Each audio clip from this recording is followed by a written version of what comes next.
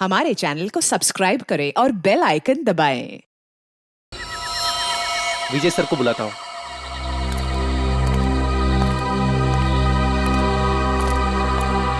Hello hello sir. Hello विजय sir. हाँ बोलो दीपक। Sir इधर लफड़ा हुआ है। तुम्हें पक्का यकीन है? हाँ सर। कहाँ हो तुम? इधर पानी चिल्ली में। ठीक है, हम अभी पहुँचते हैं।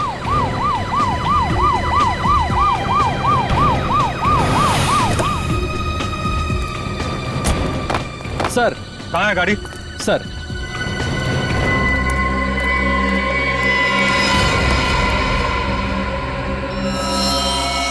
आदमी भी वही है और गाड़ी भी वही है। जाओ पकड़ो उसे। इंस्पेक्टर विजय, क्या हो रहा है यहाँ पे? आप प्लीज यहाँ से चले जाइए। नहीं, मैं नहीं जा सकता, मुझे उससे काम है।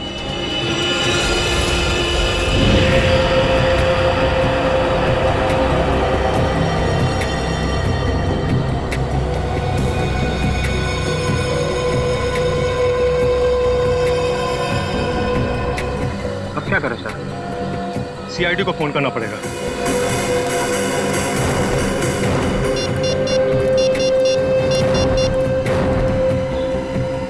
हेलो,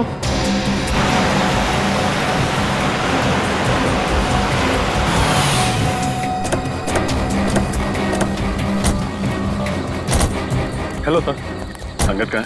सर गाड़ी के अंदर।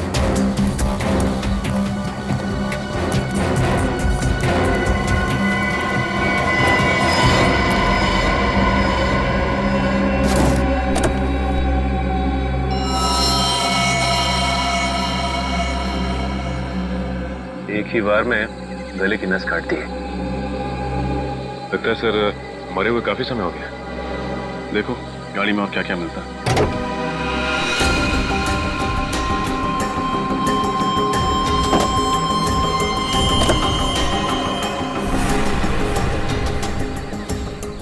सर यहाँ ये और गाड़ी की पिछली सीट पे खून के धब्बे।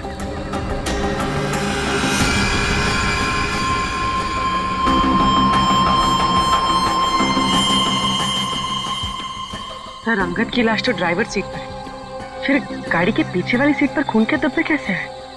हाँ पुली, ये बात तो है। आपको कैसे पता चला कि इंद्रानी और लक्षिता के मर्डर केस में अंगद का कनेक्शन? दरअसल बात यह है सर कि 10 सितंबर की रात को मैंने इस आदमी को डॉक्टर सलूंके के साथ देखा। तब ये जिंदा था। वो 10 सितंबर की रात हम जेल से फरार दो कैदी टीकू और जग्गू का पीछा करते हुए वार्ड वो हम पर लगातार फायर कर रहे थे। वहाँ पार्क की हुई एक गाड़ी के पीछे से भागते हुए वो जंगल में छिप गए। जब मैं उस गाड़ी के पास पहुंचा तो डॉक्टर सालुंके को उस गाड़ी से निकलते देख मैं आश्चर्यचकित रह गया। इंस्पेक्टर विजय, क्या हो रहा है यहाँ पर? सर हम कुछ क्रिमिनल्स का पीछा कर रहे हैं। आपकी जान को भी खतरा हो सकता है। आप प्लीज यहाँ से चले जाइए। नहीं, मैं नहीं जा सकता, मुझे उससे काम है। सर मैंने कहा ना, आपकी जान को भी खतरा हो सकता है। प्लीज आप चले जाइए और उन्हें भी अपने साथ ले जाइए।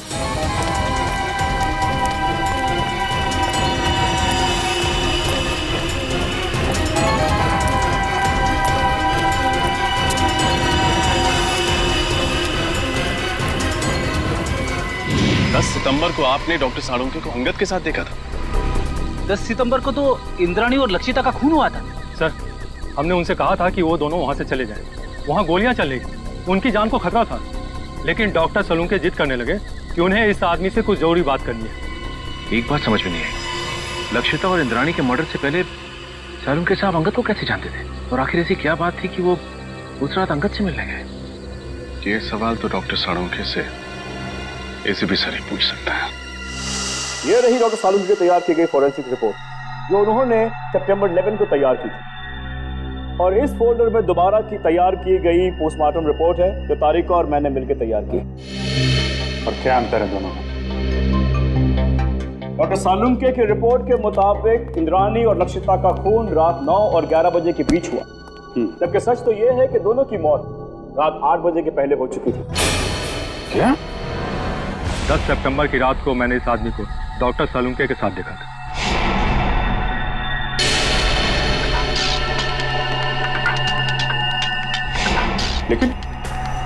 लेकिन डॉक्टर सालुंके ऐसी गलती कैसे कर सकते हैं? मुझे भी हैरानी हो रही है अभिजीत। और तो और लाश के ऊपर जो बुलेट वुंड थे उसकी साइज भी उन्होंने गलत लिखी थी।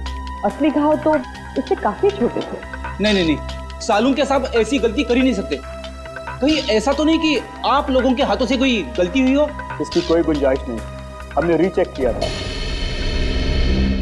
एक बार पोस्टमार्टम हो चुका है, क्या दूसरी बार किया हुआ पोस्टमार्टम रिपोर्ट सही होता है? यू आर राइट ऑफिसर, 24 घंटों के अंदर अंदर की गई पोस्टमार्टम रिपोर्ट सबसे एक्यूरेट होती है, क्योंकि उसके बाद बॉडी के ऑर्गन सड़ना शुरू हो जाते हैं। इसीलिए प्रिजर्व की गई लाशों पर ब्लड कल्चर्स और टॉक्सिकोलॉजी रिपोर्ट करना बहुत मुश्किल होता है। पर तो लक्षिता और इंद्राणी को मरे हुए तो 5 दिन हो गए। You are right officer.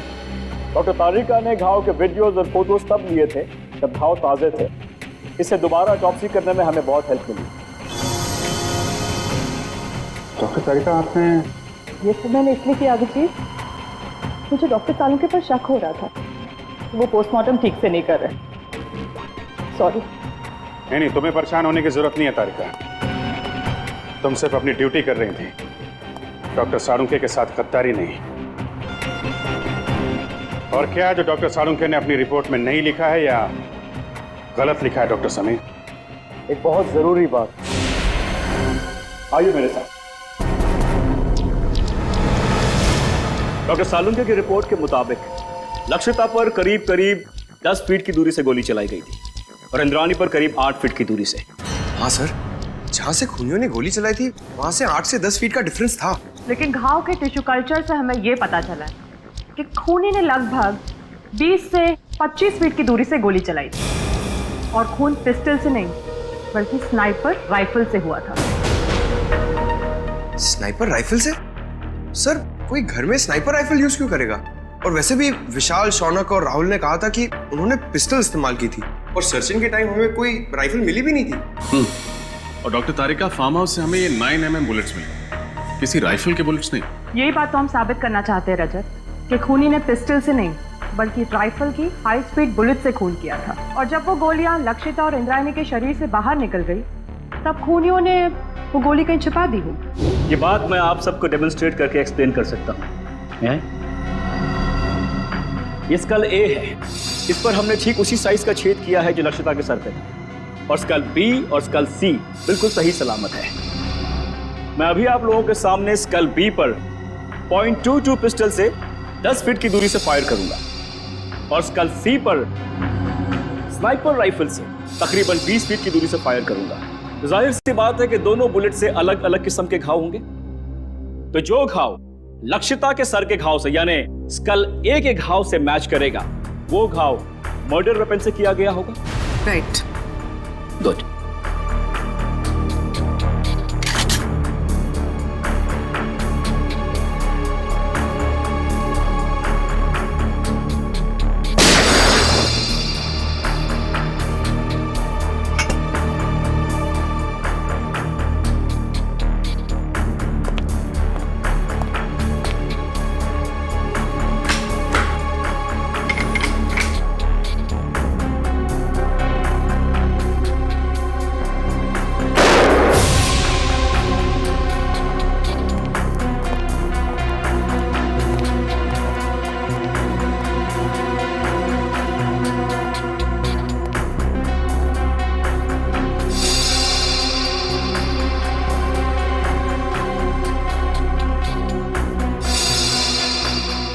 कहना बिल्कुल सही है सर, दोनों का खून राइफल से ही किया गया। हाई स्पीड बुलेट से जो घाव स्कल पर हुआ है वही घाव लक्षिता के सर पर भी था।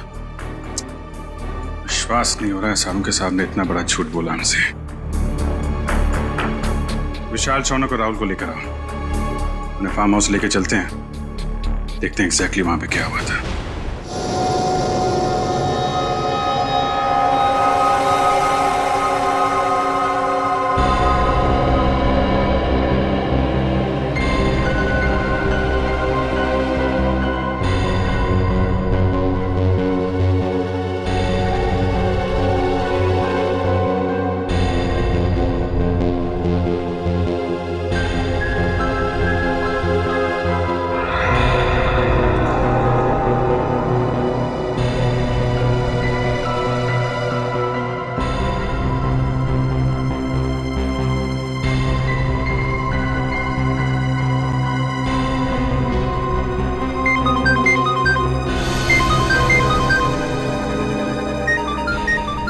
ये मेरा फोन है, मुझे लेने दो। डॉक्टर सालुंके, आप शांत हो जाइए। अगर आप इतना चिल्लाएंगे तो आपका बीपी हाई हो जाएगा। Private number? हेलो जी, 1 मिनट, आपके लिए फोन। ठीक है। हेलो, कहाँ हो तुम? मैं दोपहर से तुम्हारा इंतजार कर रहा हूँ, फोन क्यों नहीं किया? देखो, हाँ मुझे याद है सब कुछ, दोहराने की जरूरत नहीं है। आ रहा हूं मैं वहां पर। क्या तुम्हारा दिमाग खराब हो गया? देखो, जो कुछ करना है मेरे साथ करना, उसे कुछ भी नहीं होना चाहिए। हाँ ठीक है, आ रहा हूं मैं।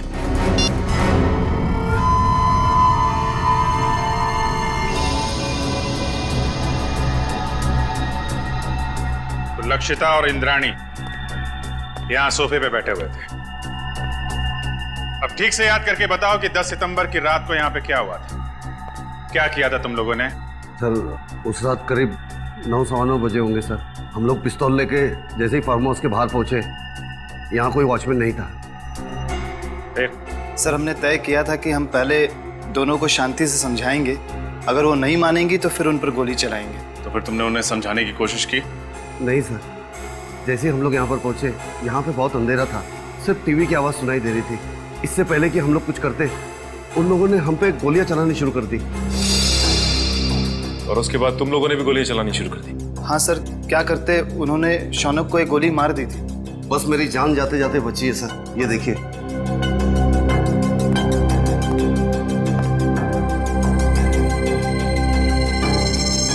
जब तुम्हें ये गोली लगी तो तुम कहाँ खड़े थे? यहाँ सर, मैं यहाँ खड़ा था सर। जैसे ही मुझे गोली लगी, मैं वहां पर उस दीवार पर जाके टकराया और मेरा सर वहां पर लग गया।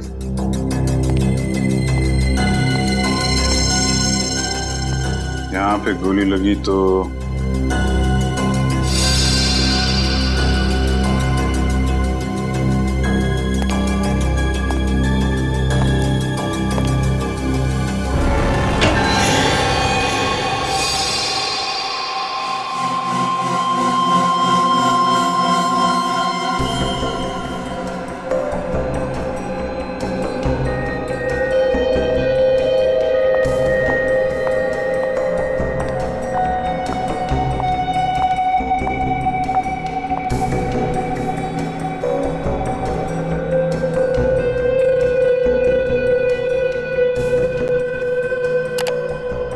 तारीका, गाड़ी की बैक सीट पर जो खून के धब्बे मिले हैं उनकी जांच हो गई है। 2 अलग अलग लोगों का खून है और दोनों में औरत का डीएनए मिला है।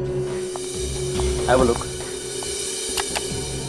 दोनों औरतों की उम्र 45 से ज्यादा नहीं होगी। डॉक्टर समीर, क्या आपको पूरा यकीन है कि इसमें और कोई तीसरे आदमी का डीएनए सैंपल नहीं है? दूसरी बार डीएनए जांच में कोई गलती नहीं होनी चाहिए। I am very sure doctor, मेरा टेस्ट गलत नहीं हो सकता है।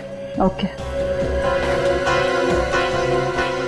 अच्छा, आपने अभी कहा कि दोनों औरतों की उम्र लगभग 45 साल है, राइट? या 45। तो कहीं ये डीएनए इंद्राणी और लक्षिता का तो नहीं? उन दोनों की उम्र भी लगभग 45 साल ही थी। हो सकता है, क्वाइट पॉसिबल। लेकिन ये कंफर्म करने के लिए उन दोनों औरतों के डीएनए से इस खून के डीएनए को मैच करना होगा। इन तीनों की बातों से और डॉक्टर समीर और तारिका की फोरेंसिक रिपोर्ट से साफ साफ पता चलता है, यहाँ पे सारा चक्रव्यूह जानबूझ के रचा गया है। Yes sir. अगर ये तीनों दरवाजे से ही गोली चला के भाग गए, तो फिर शौनक का खून लक्षिता के शरीर के पास कैसे मिला? और सर, अगर दोनों यहाँ बैठी थी तो हमें इंद्राणी की लाश यहाँ नीचे कैसे मिली? हो सकता है गोली लगने के बाद वो वहां से उठ के भागी और यहाँ पे गिर पड़ी। और इस दीवार पे गोलियां कहां से चलाई गई? और तो और इन तीनों लोगों की उंगलियों के निशान इस घर में कहां से आए? अंगद, ये सारी कारीगरी उस अंगद की है। उसी ने इन तीनों की उंगलियों के निशान और ब्लड सैंपल यहाँ पे प्लांट किए हैं। और सर, अगर इंद्राणी और लक्षिता ने गोलियां चलाई होती तो हमें गन्स भी मिलती। गन्स तो हमें मिली नहीं है। करेक्ट। और सबसे बड़ी बात यह है कि गोली अगर दरवाजे की तरफ से चलती तो घाव सर के पीछे की तरफ होता है, सामने या साइड में नहीं। अब तो साफ हो गया है, डॉक्टर सालुंके ने जानबूझ के गलत रिपोर्ट बनाई है ताकि हम इन तीनों पे शक करें। मगर सर डॉक्टर सालुंखे ऐसा करेंगे क्यों? अब ये बात तो डॉक्टर सालुंखे ही बता सकते हैं, और डॉक्टर साहब गायब हैं। समझ में नहीं आता ये सालुंखे अजीब हरकतें क्यों कर रहा है। सर, अंगद के गाड़ी के बैक सीट पे जो खून मिला था उसके डीएनए टेस्ट से साबित होता है कि वो खून लक्षिता और इंद्रानी का था, और डॉक्टर सालुंखे उस दिन अंगद के साथ ही थे। सालुंखे से बहुत सारे सवाल पूछने हैं, बहुत सारे सवाल हैं। फोन लगा रहा हूँ लेकिन फोन लग नहीं रहा है उसका। सर डॉक्टर सालुंखे तो अपना फोन 24 घंटे ऑन रखते हैं और उनकी आदत है कि वो तुरंत फोन रिसीव करते हैं। लेकिन सर, जब हम उनके घर उस दिन गए थे तो उन्हें पता भी नहीं था कि उनका फोन है कहाँ। हेलो, पता लग गया अंगद और सालुंखे साहब ने सबसे ज्यादा फोन किस नंबर पे किए थे? हाँ, मैं नोट करता हूँ। पूर्वी, फोन दो। हाँ, बोलिए। Okay, thank you sir. Salunkhe साहब ने 10 सितंबर को अंगद के साथ 15 बार फोन पे बात की थी, और हर बार उनकी फोन का लोकेशन वाड़ी और पनवेल के बीच था। अंगद को 15 बार फोन किया है, और वाड़ी और पनवेल के बीच में? सर, ये अंगद किसी प्राइवेट नंबर से फोन पे बात कर रहा था, इसीलिए उसका मोबाइल फोन ट्रेस नहीं हो पाया। और 15 सितंबर को रात 9 बजे सालुंखे साहब का मोबाइल शादीन मॉल के पास ट्रेस किया गया है। शादीन मॉल? सर, डॉक्टर तारिका से मिलने के बाद अभिजीत और मैं वहाँ डिनर के लिए गए थे, और इसी मॉल के पार्किंग लॉट में सर मुझे गाड़ी के विंडशील्ड पे चॉकलेट के पेपर पे लिखा हुआ वो सुराग मिला था, और उसी सुराग के जरिए हम लोग होटल रेड सेंट्रल के कमरा नंबर 111 तक पहुंचे। सर, इसका मतलब डॉक्टर सालुंखे ने आपकी गाड़ी पर वो सुराग हमारे लिए छोड़ा था। सर, मतलब डॉक्टर सालुंखे हमारी मदद करना चाहते हैं। पहले ये सालुंखे काम बिगाड़ता है और फिर सुधारने के लिए हमारी मदद भी कर रहा है। वाह, सालुंखे को तो सच्चाई बतानी ही पड़ेगी, सच्चाई बतानी पड़ेगी सालुंखे को।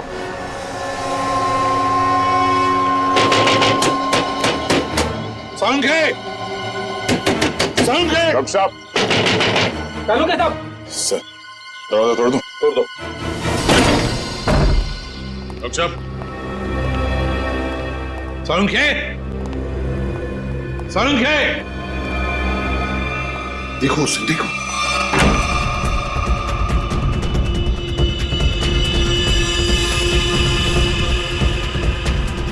अबे पकिया, उठ, सीआईडी वाले आगे। सालुंखे! डॉक्टर साहब! डॉक्टर साहब!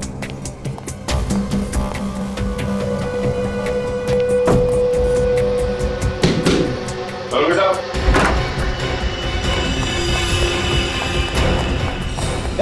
रुक जा! Salunkhe sir, Salunkhe sir.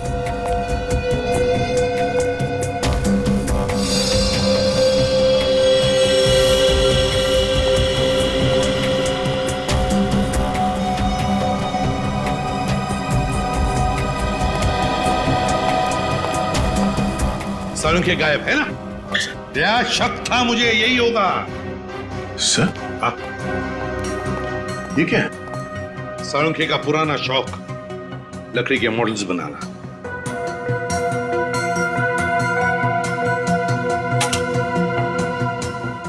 Doctor साहब का मोबाइल सर है?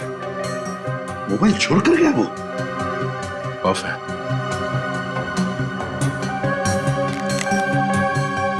सर, इसमें ना तो बैटरी है ना सिम कार्ड। बैटरी भी नहीं, सिम कार्ड भी नहीं। सर, सालुंखे सर तो कहीं नहीं, मगर अंदर के कमरे में काफी सारे मॉनिटर्स का सेटअप लगा है। CCTV monitor. CCTV monitors?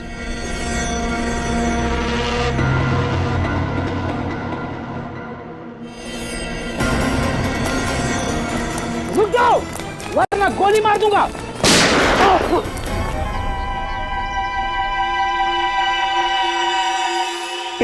बच गया। बच गया, लेकिन अब नहीं बचोगे बच्चू।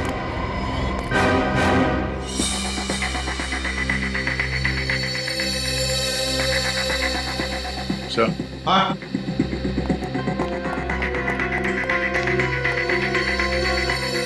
ये देखिए सर, खुफिया कैमरा। लगता है कोई डॉक्टर सालुंके के ऊपर नजर रखे हुए था। सर, और ये मोनिका भी कहीं दिखाई नहीं दे रही। सर, मुझे लगता है सालुंके सर को ये कहीं लेकर गई होगी सर। कहाँ? ये दोनों बताएंगे सर। हमें कुछ नहीं मालूम साहब। क्या जानते हो तुम? साहब कुछ नहीं जानते सर। कुछ नहीं जानते? कुछ नहीं जानते साहब, हम तो सिर्फ घर की देखभाल करते हैं साहब। डॉक्टर सालुंके और मैडम मोनिका के जाने के बाद घर में कोई ना देख पाए सर। डॉक्टर सालुंके कहाँ है? हमें कुछ नहीं मालूम सर। तो छोटे मोटे टपोरी है सर। हमें कहा गया था इस घर पे नजर रख के, और जब भी कोई इधर ताक झाक करे तो हमें खबर कर दे। तुमने अभी तक ये नहीं बताया कि डॉक्टर सालुंके और मोनिका कहाँ है? बताओ। कैसे बताए सर? हमें खुद को नहीं पता। हमें तो इतना पता है कि जब तक राहुल, शौनक और विशाल को अदालत सजा नहीं दे देती, तब तक डॉक्टर सालुंके को अपने कब्जे में रखने का है। सर, हमने आपको सब कुछ बता दिया है सर। अपना जुर्म भी कबूल कर लिया है सर। और सर ये भी बता दिया है कि हमने लक्षिता और इंद्राणी का खून कैसे किया, फिर हमें यहाँ क्यों बिठा के रखा है। ये बताने के लिए कि इंद्राणी और लक्षिता का खून तुम लोगों ने नहीं किया। क्या? पर सर, हमने तो सर अपने हाथों से लक्षिता और इंद्राणी पे गोली चलाई थी सर। हाँ, लेकिन वो दोनों पहले से ही मर चुकी थी। क्या? वो दोनों मर चुके थे? हाँ, मैं समझाता हूं। तुम तीनों ने गोलियां जरूर चलाई थी इंद्राणी और लक्षिता पर उनकी मौत जिन गोलियों से हुई, वो गोलियां तुम लोगों ने नहीं चलाई। तो फिर वो गोलियां किसने चलाई? उस खूनी ने चलाई थी गोलियां जो तुम्हें इन दोनों के खून में फंसाना चाहता था। सर, अगर हमने खून नहीं किया तो फिर हम जा सकते हैं सर? नहीं, तुम लोगों ने खून नहीं किया, पर खून करने की कोशिश जरूर की है, और इसकी सजा तुम्हें जरूर मिलेगी। देखो, अगर तुम तीनों लंबी सजा से बचना चाहते हो तो तुम तीनों को हमारी मदद करनी होगी, ताकि असली गुनहगार पकड़ा जा सके। करेंगे सर, आप जो कहेंगे करेंगे। हम लोग तीनों आपकी पूरी मदद करेंगे सर। और एक बात बताओ, क्या तुम लोगों का ऐसा कोई दुश्मन है जिसे फायदा होगा तुम तीनों को फांसी पे चढ़ाकर? सर दुश्मन तो वैसे कई है। हम लोग जिस धंधे में काम करते हैं वहां पर सर दोस्त कम दुश्मन ज्यादा होते हैं। किस किस का नाम ले सर? सर, इन तीनों को फंसाने के लिए खूनी को पहले से मालूम होना चाहिए था कि उस रात ये लोग लक्षिता और इंद्राणी का खून करने जाने वाले हैं। ये बात तो है दया, कोई तो जरूर जानता होगा। एक बात बताओ, कौन जानता था तुम्हारे इस प्लान के बारे में कि तुम उस फार्म हाउस पर जाने वाले हो? नहीं सर, ये बात तो हमने राजी रखी थी। वैसे ये प्लान तुम लोगों ने बनाया कहां पर? हा? सर, होटल रेड सेंट्रल में। अंगद के कमरे में? कमरा नंबर 111 में? नहीं, रूम नंबर 111 में नहीं सर, 308 सर। हाँ सर। Room number 308? तो क्या कोई अजनबी आया था तुम्हारे कमरे में 308 में जब तुम लोग बातचीत कर रहे थे? हैं? विशाल, तुझे याद है जब हम लोग उस कमरे में बात कर रहे थे तो वहां एक वेटर आया था इंटरकॉम का फोन रिपेयर करने के लिए, और उसने गलती से टेबल पे रखा हुआ खाना गिरा दिया। अरे गलती से नहीं भाई, जानबूझकर गिराया था उसने खाना।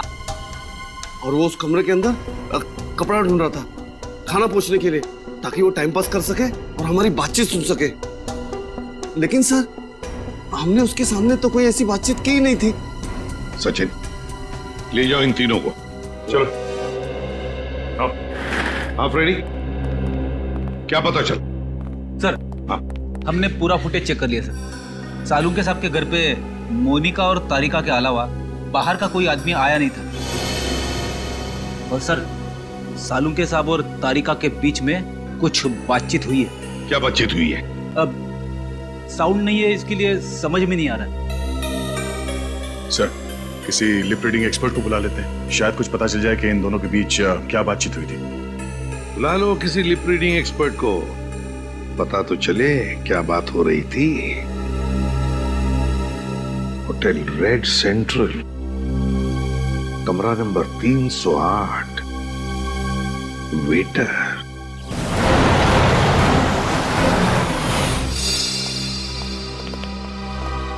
हेलो सर, आप लोग फिर से यहाँ? हमें कमरा नंबर 308 दिखाओ। जहाँ पे शौनक, विशाल और राहुल ठहरे थे सितंबर 10 को। क्यों, क्या हुआ? क्यों क्या बाद में, पहले चाबी दो और उस वेटर अमित को बुला।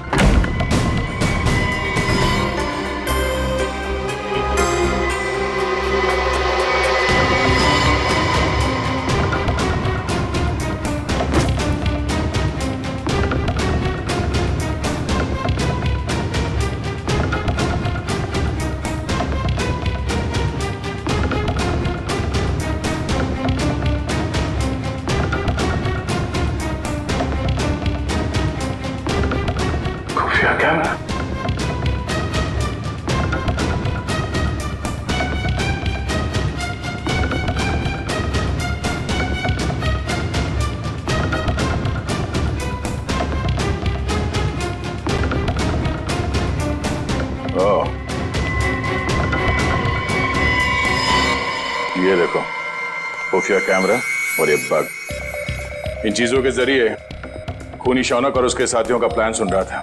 सर, अमित आ गया। आइए अमित जी, आइए। हाँ, बैठ इधर। तूने लगा था ना ये कैमरा और ये बग इस कमरे में, हाँ? ताकि तुम विशाल, शौनक और राहुल की बातें सुन सको। क्यों?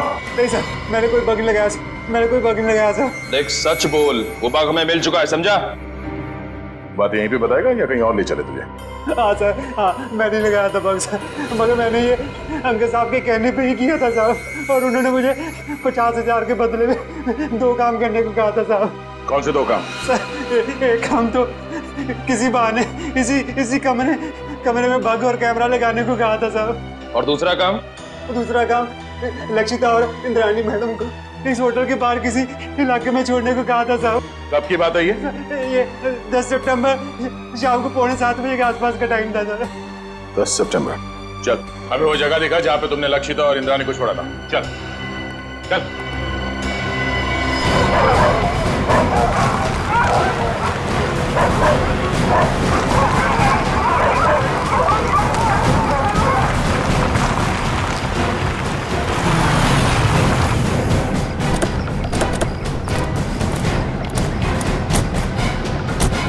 सर, यहाँ पे छोड़ा था मैंने, और सर वो दोनों वहाँ पे खड़े थे, वहाँ पे। कुछ बात कर रहे थे वो? हाँ सर, बहुत ही गुस्से में बात कर रहे थे सर। कह रहे थे कि वो हमें धमकाने की कोशिश कर सकता है, अगर उसने दगाबाजी करने की कोशिश की तो हम भी उसे छोड़ेंगे नहीं। लेकिन सर बाद में होटल में चला गया, उसके बाद क्या कुछ हुआ मेरे को सर पता नहीं। सर, इंस्पेक्टर विजय ने डॉक्टर सालुंखे और अंगद की गाड़ी को आखिरी बार यहीं आगे पास में ही देखा था, और बाद में गाड़ी की बैक सीट पर उन दोनों औरतों के खून के निशान भी मिले। ऐसी जगह पे राइफल या स्पीड बुलेट का इस्तेमाल किया जा सकता है। खूनी ने राइफल का इस्तेमाल किया है, पिस्टल का नहीं। तो गोली 5 फीट की दूरी से नहीं, काफी दूर से चलाई गई है। एक काम करो, आसपास देखो कोई सबूत मिलता है क्या।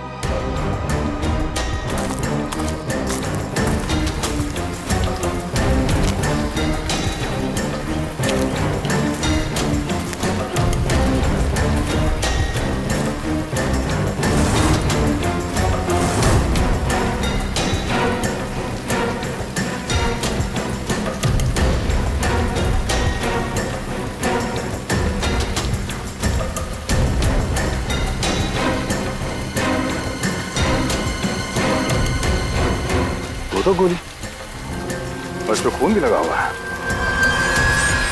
2 गोली एक ही जगह पे कैसे? मतलब जो भी हुआ यहीं आसपास कहीं हुआ है। सर, निकल।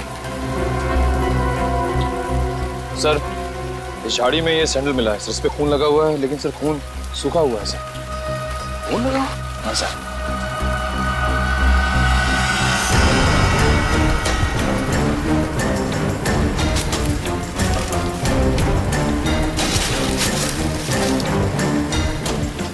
सर, ये तो लक्षिता मैडम का बैग है, मुझे अच्छी तरह से याद है। उस दिन होटल में वो यही बैग लेकर आई थी। लक्षिता मैडम का बैग? कैसे? ये खून लगा हुआ है, उस बैग पे जो उंगलियों के निशान हैं जरूर उस खूनी के होंगे। और वो खूनी भी ज्यादा दूर नहीं गया होगा।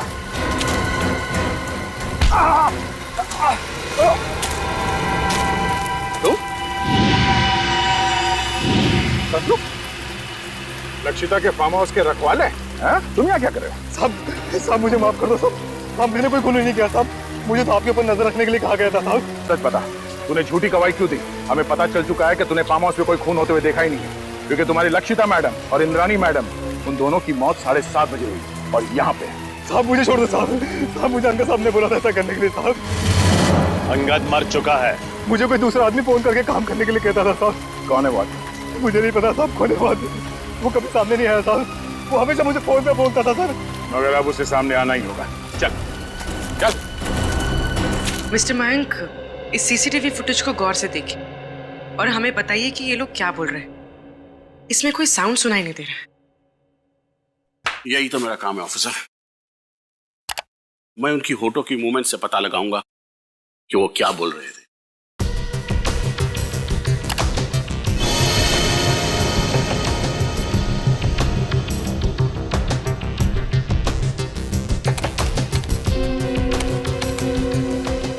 ACP sir,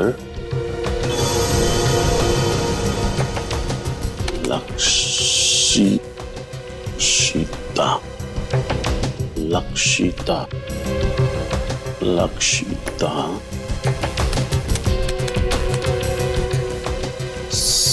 CID team.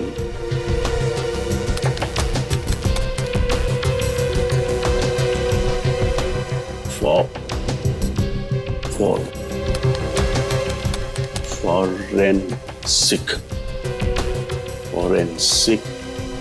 Abhijit, उस प्लॉट पर से जो पर्स मिला, उस पर जो उंगलियों के निशान है वो खूनी के ही हैं। सर, ये खूनी बहुत चालाक है। काम होने के बाद अपने आदमियों को भी मार डालता है।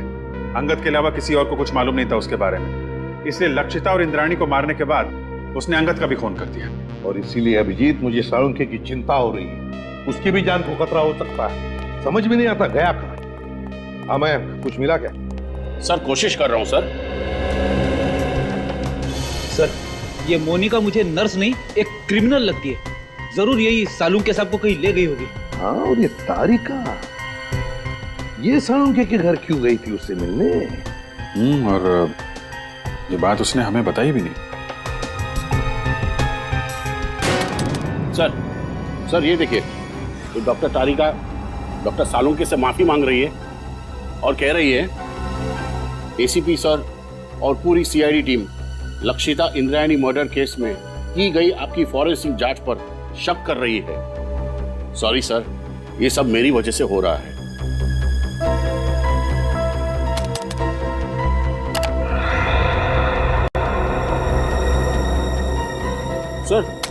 सर ये भी देखिए, डॉक्टर साळुंखे किसी के साथ फोन पर गुस्से में बात कर रहे हैं और कह रहे हैं जो करना है मेरे साथ करो, उस लड़की को कुछ नहीं होना चाहिए, मैं आ रहा हूं। उस लड़की को जाने दो। है कौन ये लड़की अभिजीत, जिसे साळुंखे बचाने की कोशिश कर रहा और फिर खुद गायब हो गया? कहां गायब हो गया ये साळुंखे? ये सारा चक्कर क्या है?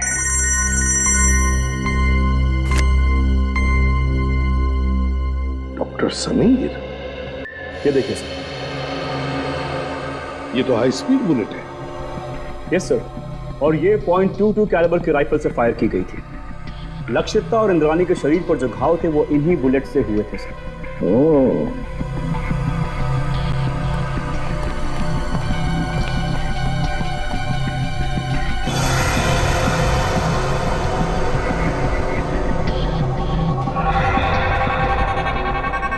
डॉक्टर समीर। Yes sir. ये अंगूठे का निशान है ना? Yes sir. ये ऐसे धुंधले क्यों है ये निशान? ये ठीक से मिले नहीं? नो सर, ये धुंधला नहीं है, ये निशान ऐसे ही है। I explain. ये देखिए सर, खून से सनी हुई बाकी उंगलियों के निशान हैं इस बैग पर, लेकिन अंगूठे का निशान नहीं है सर।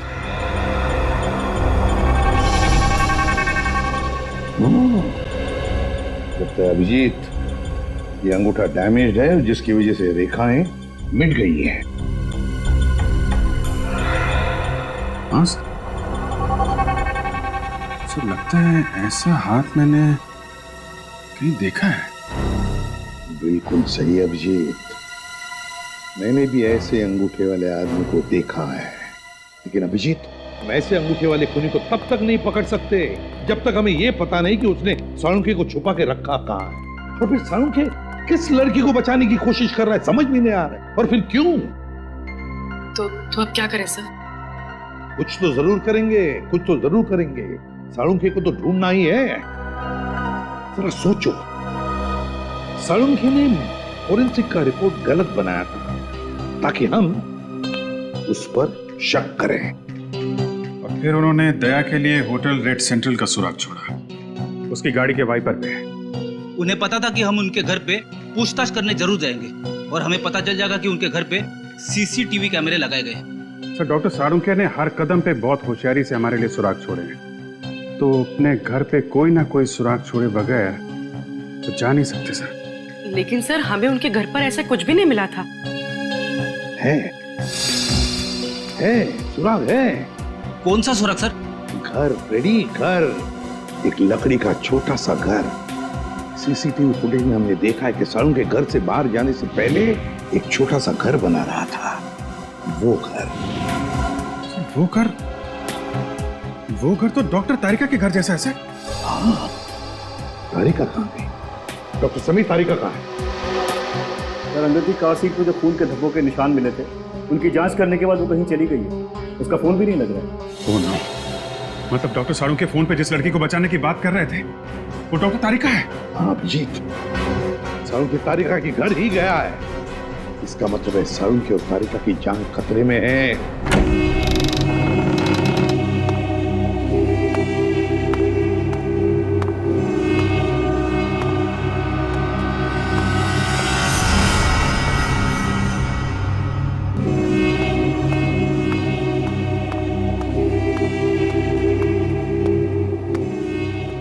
आज तुम दोनों की मौत होगी। आज ये सारा किस्सा ही खत्म होगा।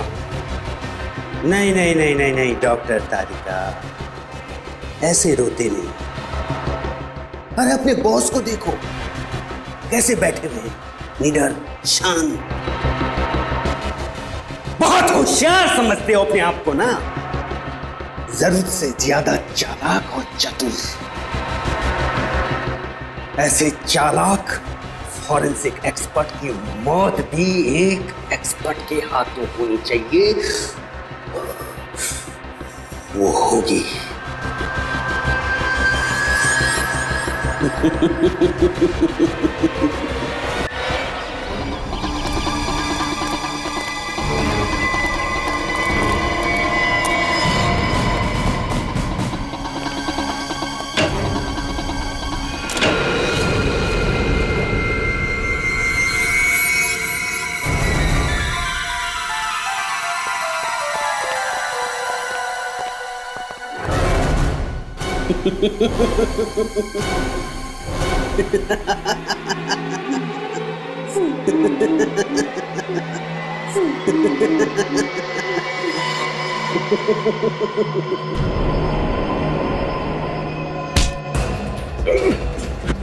इंजेक्शन दे दो तुषार। हर किसी नहीं, सीआरडी मुझे जिंदा कभी नहीं पकड़ सकती है। मैं ये इंजेक्शन खुद इंजेक्ट करूंगा। नहीं नहीं।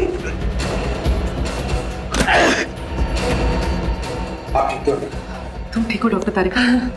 बहुत होशियारी दिखा ली तुमने तुषार। बता मेरी साथी मोनिका कहाँ है?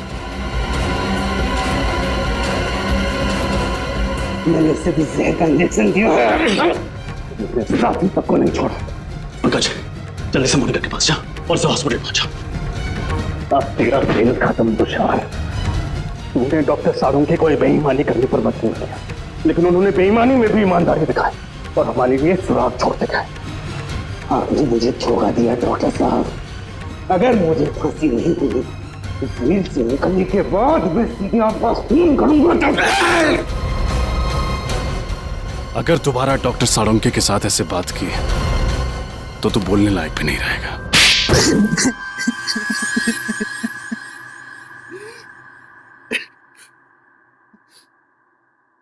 कितनी मेहनत से मैंने ये पूरा प्लान तैयार किया था, एक तीर में 5 शिकार, लक्षिता, इंद्राणी, राहुल, विशाल, शौनक, सबको एक साथ अपने रास्ते से हटाने का प्लान बनाया था मैंने। इंद्राणी और लक्षिता को तुमने क्यों मारा? क्योंकि मैं इनकी पूरी जमीन हड़पना चाहता था, इसलिए मेरे लिए इनका मरना बहुत जरूरी था। मैंने इन्हें इस तरीके से मारा कि इनके खून के इल्जाम में ये तीनों फंस जाएं और इन्हें फांसी की सजा हो जाए, क्योंकि इन तीनों ने लक्षिता और इंद्राणी को जान से मारने की धमकी दी थी। इसलिए सबको यही लगता कि खून इन तीनों ने किए। लेकिन इस सब में डॉक्टर साळुंखे को क्यों फंसाया तुमने? क्योंकि सीआईडी डॉक्टर साळुंखे पर बहुत भरोसा करती है। उनकी फॉरेंसिक रिपोर्ट के आधार पर केस की तहकीकात आगे बढ़ाती है। यहाँ तक कि अदालत में फॉरेंसिक रिपोर्ट को बहुत महत्व दिया जाता है। इसलिए मैंने डॉक्टर साळुंखे को गलत फॉरेंसिक रिपोर्ट बनाने के लिए मजबूर किया। तुम्हारा दिमाग खराब है? तुमने पूरी की पूरी सीआईडी टीम के पीछे अपने स्नाइपर लगा रखे? वो भी बहुत अच्छे स्नाइपर। इनका निशाना कभी चूकता नहीं है डॉक्टर साहब। इसलिए मेरे कहे अनुसार अगर आपने इस मर्डर केस में इस फॉरेंसिक रिपोर्ट में बदलाव नहीं किया ना तो क्या? तो मैं आपकी पूरी सीआईडी टीम को एक साथ एक समय मरवा डालूंगा। मेरी मदद करेंगे ना? देखो तुम, आप मेरी मदद करेंगे। अगर आपने एक भी सीआईडी ऑफिसर को इन्फॉर्म करने की कोशिश की ना तो मैं पूरी की पूरी सीआईडी टीम को खत्म कर दूंगा। जरा सोचिए डॉक्टर साहब, 16 साल पुराने आपके दोस्त और सीआईडी टीम, इन सब की मौत के जिम्मेदार आप होंगे। आप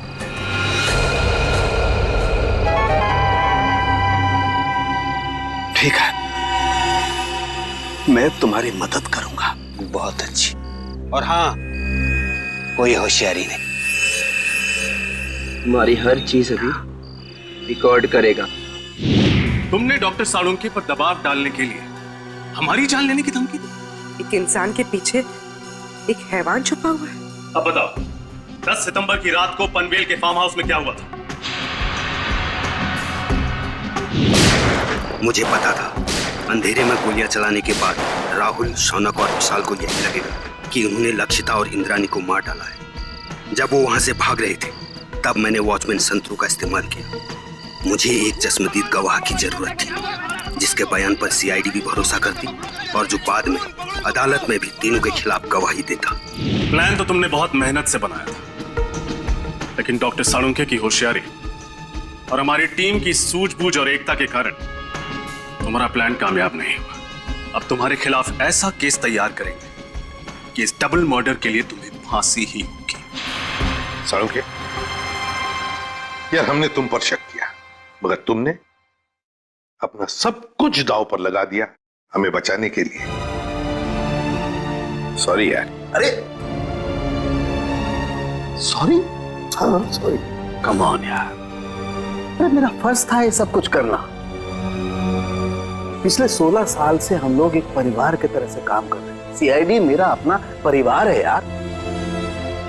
हाँ मैं मानता हूं, एक पल के लिए मुझे कश्मकश थी कि मैं सीआईडी को भी बचाऊं और अपने प्रोफेशन के साथ गद्दारी भी नहीं करूं। ये प्रॉब्लम थी मेरे सामने। लेकिन यार Pradyuman, please don't say sorry यार, प्लीज। चलो ठीक है, जो हुआ सो हुआ है ना, भूल जा यार। लेकिन सबसे खुशी की बात क्या है मालूम है? जो तू सही सलामत वापस आया वन पीस में। आना ही था मुझे वापस। मुझे पूरा भरोसा था तुम लोगों पर। मुझे मालूम था तुम लोग मुझे कभी कुछ नहीं होने दोगे। तू रोता क्यों है? रो नहीं रहा हूं मैं यार, रो नहीं रहा हूं मैं यार। तुम नहीं सुधरोगे यार। For more updates, subscribe to our channel, click the show links and enjoy watching the videos.